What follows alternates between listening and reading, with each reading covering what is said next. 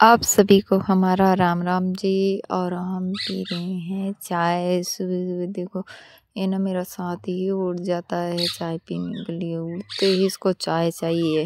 और देखो सुबह एक बाबू आ गया जिसने हरी सब्जी और गाजर ले लिया और ये ना स्कूल टिफ़िन लेके जाऊँगा करके रो रहा है।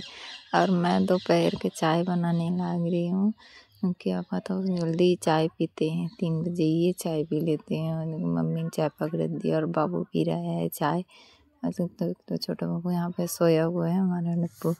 और मम्मी ना देखो लुगड़ी में ना गोटा लगाने लग रही है। और अपने को तो आता ही नहीं है लुगड़ी में गोटा लगाना, तो लगाती भी नहीं है, मम्मी ही लगाती है गोटा।